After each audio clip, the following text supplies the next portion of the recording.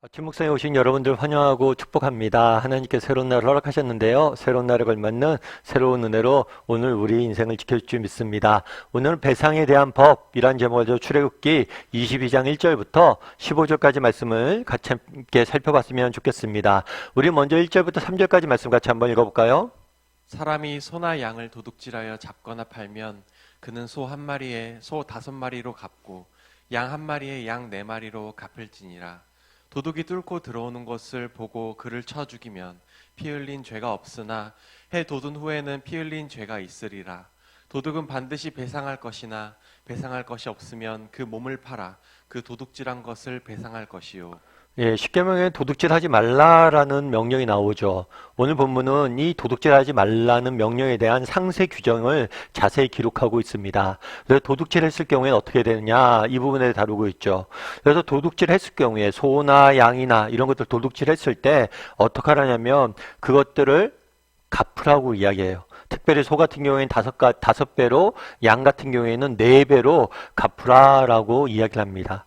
도둑질하는 경우에는 이 도둑질하는 사람이 배상하도록 규정을 정해 놓은 거죠. 또 배상물의 종류에 따라서 배상물이 무엇을 도둑질했느냐 그것에 따라서 배상의 규모도 다르게 한 것을 우리가 볼 수 있습니다. 뿐만 아니라 이 도둑질한 물건이 손상되었느냐 그렇지 않았느냐 죽었느냐 안 그러느냐에 따라서도 배상의 규모를 달리하는 모습들을 보게 돼요. 그래서 소나 양을 잡거나 팔면 4배나 5배로 갚고 만약 배상할 것이 그 소나 이런 것들이 죽지 않으면 2배로 갚으라고 이야기하고 있죠. 그런데 여기서 우리가 한 가지 기억할 것이 있어요. 그건 뭐냐면 도둑질하는 사람의 인권 역시도 보호되고 있다는 거예요. 예를 들면 이런 거죠. 도둑이 뚫고 들어왔을 때 그것을 보고 죽이면 죄가 없으나 해가 돋은 후에 죽이면 죄가 있다. 이게 무슨 말일까요? 밤엔 어두우니까 도둑이 들어왔어요. 그런데 부득이하게 싸우다 그 사람을 죽일 수 있어요. 근데 낮에는 멀쩡히 보잖아요. 봄에도 불구하고 죽이는 것들에 대해서 금지한 거죠. 달리 이야기하면 도둑질은 십계명에서 금지한 법입니다. 금지한 죄예요. 그래서 비록 주인은 자신의 재산을 보호할 권리가 있어요. 하지만 과도하게 그 권리를 사용함으로 인해서 도둑질하는 사람 자체를 죽이는 것을 방지하고 있어요. 늘 말씀드리지만 성경에 나와 있는 법은 피해자를 보호하면서 동시에 가해자 역시 보호하고 있어요. 가해자를 보호하는 것은 피해자가 또 다른 죄를 짓지 않도록 보호하는 거예요. 인간은 내가 당한 것 이상을 다른 사람에게 보복하려는 경향이 있죠. 그래서 우리가 지난 시간에 배웠던 이에는 이, 눈에는 눈이라는 규정을 지은 것도 여기에요. 마땅히 받아야 될 처벌만 받아야 된다는 거예요. 도둑질을 한 사람들이 마땅히 받아야 될 처벌들이 있어요. 그거는 물건들을 훔쳤기 때문에 물건들을 경제적인 피해를 보상해 주면 돼요. 그런데 그로 인해서 그 사람의 생명을 뺏는 것조차도 금지하고 있는 거예요. 그러니까 이로 인해서 과도하게 생명을 뺏지 말게 하는 거죠. 그런데 우리가 한 가지 여기서 기억할 거 있어요.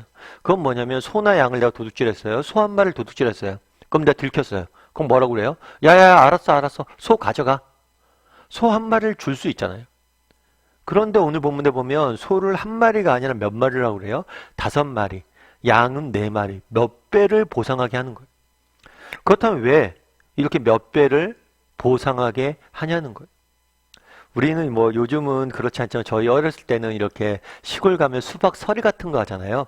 시골에 가서 이렇게 수박밭에 가서 수박 몰래 따오고 그거 친구들끼리 같이 먹고 뭐 이런 걸 하는데 수박 주인 되시는 농부하시는 분이 그런 얘기를 하더라고요.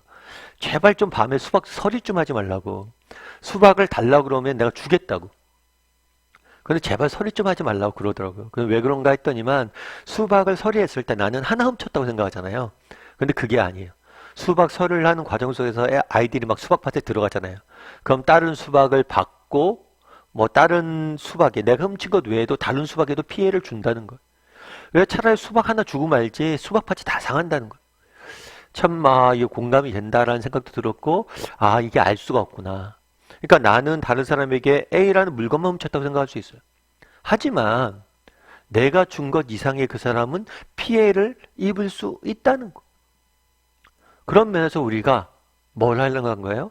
철저히 그것들을 보상하게 하기 위해서 몇 배의 보상 제도를 정해놓은 거죠. 그럼 우리도 마찬가지란 거예요.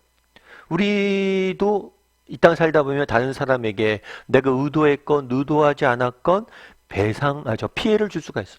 내 어떤 행동이나 어떤 말로 인해서 피해를 줄 수 있어요. 그럼 우리는 다른 사람에게 받은 피해에 대해서 얼만큼 배상하기 위해서 노력하고 있냐는 거예요. 사실 우리가 어떤 사람에게 피해를 줬을 때 우리는 단순히 이런 것만 내가 피해를 줬구나 라고 생각하지만 그로 인해서 부가적으로 생기는 것들이 많잖아요. 누군가의 물건을 훔쳐보십시오. 그럼 이 물건을 단순히 훔쳤고 물건을 내가 임시적으로 사용했기 때문에 물질적인 피해뿐만 아니라 그 사람이 받는 정서적인 피해, 마음의 상처 이런 것들이 많다는 거예요. 그래서 우리 행동들을 통해서 다른 사람에게 상처를 줄 수 있고 또 이런 것들을 통해서 우리가 얼마나 배상하고 있느냐, 얼마나 갚으려고 노력하고 있느냐 한번 돌아봐야 돼. 혹시라도 나는 다른 사람에게 상처를 주지 않았을까? 나는 또 다른 사람에게 피해를 주고 있는 삶을 살지 않는가? 그리고 내가 피해를 줬다면 그것들을 얼마나 배상하며 살아야 되는가?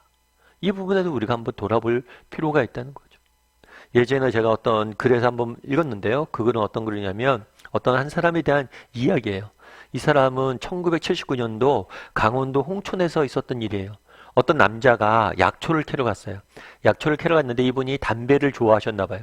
담배를 피다가 담뱃불을 잘못 떨어뜨린 거죠. 그래서 국유지인 산 일부가 불탔어요. 그래서 관리소에서는 이 사람에게 벌금 그 당시 돈으로 130만 원을 부과했어요. 그 당시 돈은 굉장히 큰 돈이었죠. 그리고 게다가 이 사람은 산에서 약초 캐는 사람이니까 얼마나 돈을 벌겠어요. 그런데 또 워낙 큰 돈이고 한 번에 낼 수 없으니까 이 사람의 형편을 고려해서 분할로 납부하도록 한 거예요. 그런데 이 남자가 한 몇 년 뒤에 중풍이 걸린 거예요.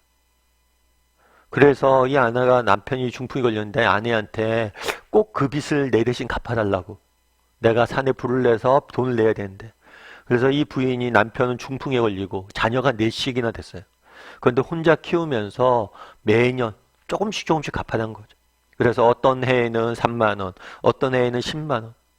이렇게 해서 계속 갚아간 거예요. 그래서 20년이 지난 후에 마침내 벌금을 완납한 거죠. 처음엔 제가 지어낸 이야기인 줄 알았어요. 그런데 사실 실제적인 이야기였더라고요. 사실 그렇잖아요. 요즘은 사실 수백억 원을 횡령하고도 정말 시침이 떼고 이렇게 큰 소리 치는 사람들이 사는 세상이잖아요. 그런데 정말 남편의 잘못도, 본인 잘못도 아니고 남편의 잘못도, 그리고 남편이 도저히 갚을 수도 없는데 부인이 정말 그 어려운 형편에 자녀를 4명이나 키우면서 정말 농사 지으면서 그 빚을 다 갚은 거예요. 참 제가 이 이야기를 듣고 정부도 한심하다는 생각이 들었어요. 이렇게 어려운 형편인데 그리고 또 이 부인도 좀 어리석지 않을까, 순진하다, 그걸 끝까지 갚고 있나 이런 생각도 들 수도 있죠. 우리가. 그런데 진짜 이런 생각을 하다가 든 생각이 뭐냐면 정말 어리석은 건 우리 자신이 아닐까라는 생각들이 있는 거죠. 뭐냐면 저 같은 경우에도 남다른 재주가 있는 사람은 아니에요. 또 특별한 가진 게 있는 사람도 아니고. 그런데 돌이켜 생각해 보면 제 주변에 늘 좋은 사람들이 있었던 것 같아요. 그리고 그들의 도움으로 여기까지 온 거죠. 어쩌면 제가 오늘 이렇게 살아가는데 수많은 사람들에게 도움을 얻었고 정말 그런 면에서 내가 빚진 게 많은 거예요. 어쩌면 인생이란 이 진 빚을 갚으면서 이 할머니처럼 살아가는 게 인생이죠. 하나님은 어때요? 아까 우리는 피해 배상에 대한 우리 법을 공부했잖아요. 다른 사람이 내가 어떤 피해를 입혔을 때는 그걸 정말 얼마나 갚으려고 노력하는 사람인지 돌아보라. 그런데 이거는 다른 사람이 그만큼 피해를 입히지 않으려고 노력해야 되고 갚으려고 노력해야 돼요. 이건 소극적인 개념이고 적극적으로 보면 우리가 얼마나 빚진 자예요. 바울이 늘 고백하기에 나는 빚진 자다. 하나님에게 너희에게 빚졌다라고 이야기하잖아요. 우리 삶이 그렇잖아요. 우리 주변에 얼마나 도움을 많이 받았어. 하나님 우리에게 얼마나 큰 은혜를 베풀었어. 그런데 이것들을 얼마나 우리가 빚을 갚으면서 정말 보상하면서 살려고 노력하는 사람이냐는 거예요. 정말 어리석은 사람은 어떤 사람이에요? 내가 얼마나 내 인생이 많은 빚을 진 사람인지 모르고 정말 아나무인으로 살아가는 사람이 아닐지 한번 돌아보게 되더라고요. 그래서 오늘은 한번 우리가 묵상해 봤으면 좋겠어요. 나는 혹시라도 다른 사람에게 피해를 입었을 때 그 사람의 입장이 돼서 그 사람이 얼마나 큰 마음의 상처를 입었을까 돌아보고 그 사람을 배려하는 사람인지, 또 그동안 우리가 하나님이나 다른 사람에게 받은 은혜가 많잖아요. 정말 그 사람들의 수고가 있어서 오늘의 내가 있는 거잖아요.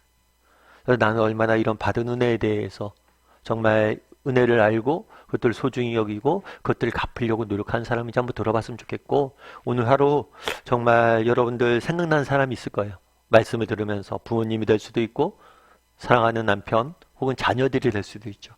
정말 그 사람에게 감사하다, 내가 참 고맙다 라고 표현할 줄 아는 오늘 하루가 되었으면 좋겠어요.